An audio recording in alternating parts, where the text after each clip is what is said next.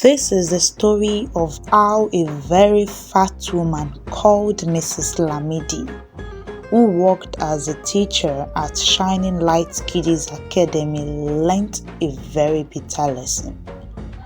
Mrs Lamidi was a teacher of the nursery 1 pupils of this school.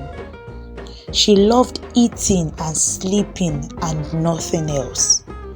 The award of the worst teacher of the year should be given to her, but luckily for her, she was always awarded the most active teacher of the year.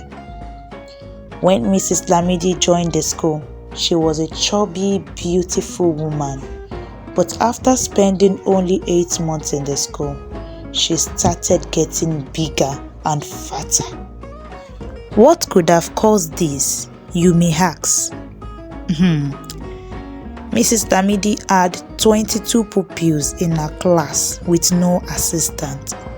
You would be surprised to learn that she single-handedly ate all the pupils' food every day, both their breakfast and lunch. That makes it 44 meals a day. The parents of these children were happy that their children were eating well in school, and the school head teacher praised Mrs Lamidi for her hard work. Other teachers would ask her how she does it, but she would simply laugh and say, "Na God o, no be me o."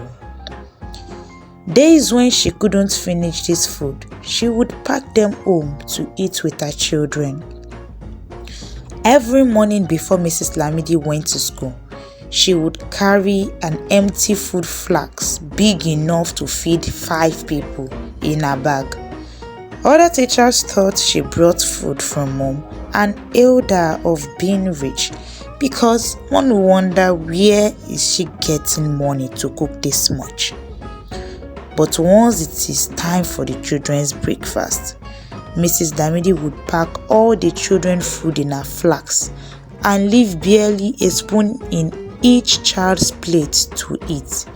She would then balance herself well and eat to her heart's satisfaction while analyzing whose mother was the best cook.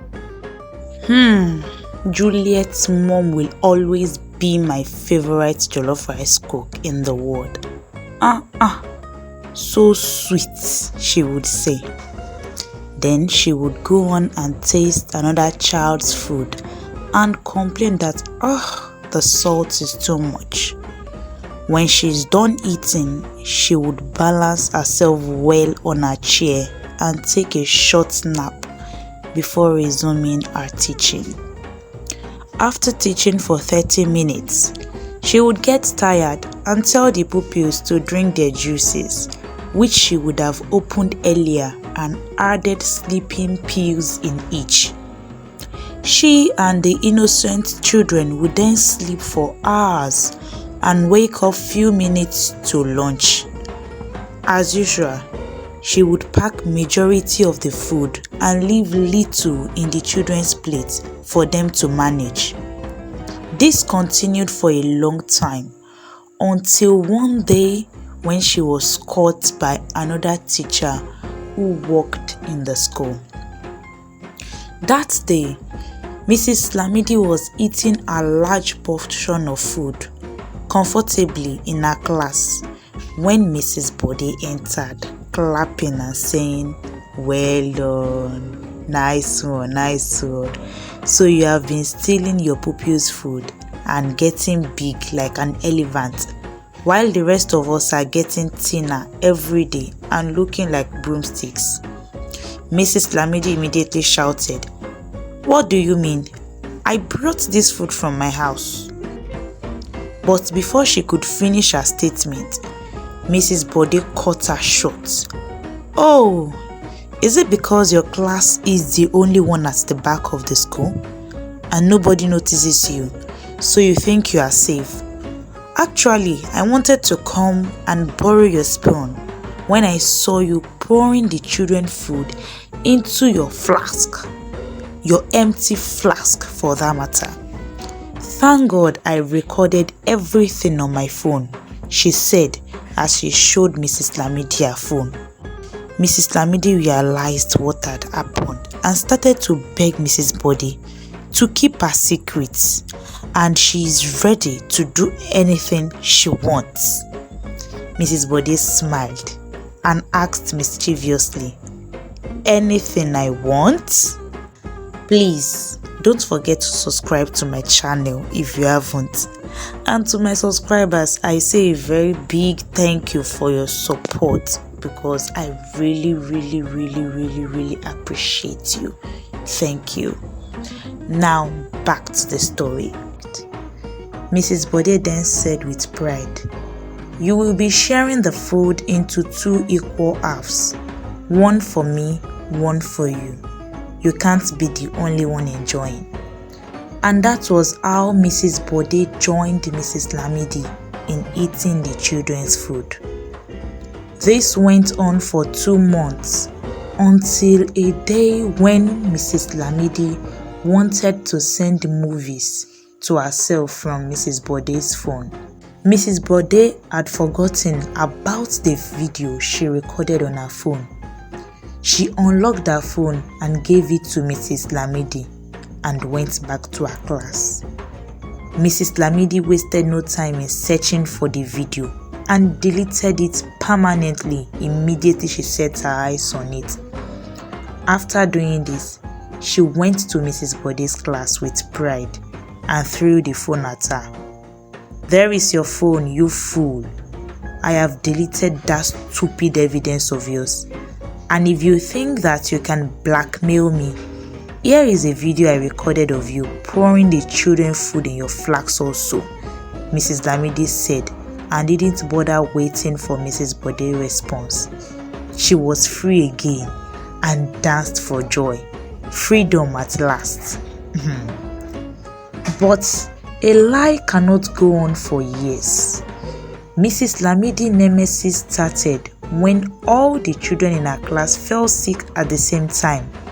They were malnourished but couldn't tell their parents. They were only able to eat a proper meal a day, and that was their night food.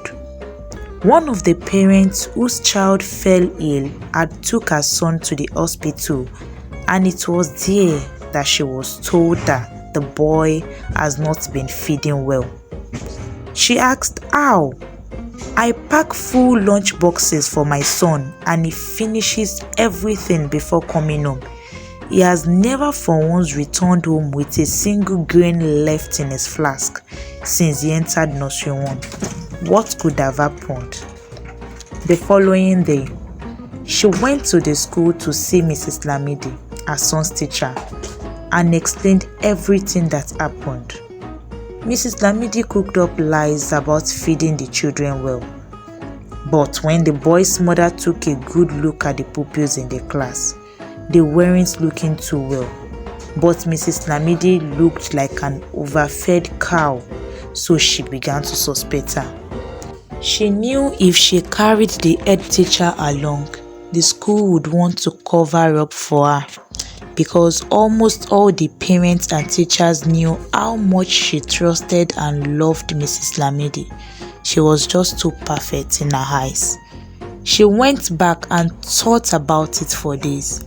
Then she carried out her plan a week later. She poisoned her son's food with a drug that makes a person purge till he purged his intestines out. The poison is only potent if the person eats a very large portion of the food. So, her son was safe even if he ate 5 spoons from the food. Mrs. Lamidi, unaware of the poison, gladly ate the poor boy's food without any conscience, along with the rest of the children's food. A day passed, nothing happened. 2 days passed, still nothing happened. On the 3rd day, something happened. Mrs. Lamidi called in sick for the first time since she started working in the school. Mrs. Lamidi purged and purged for 7 days straight. She was visited by the teachers of the school. Some of her pupils' parents also paid her a visit, including the boy's mom. she brought Mrs. Lamidi a large flask containing the same kind of food she had poisoned. Before she left Mrs. Lamidi's house, she said, "I hope you enjoy this meal the same way you enjoyed the last one, because this will be your last meal."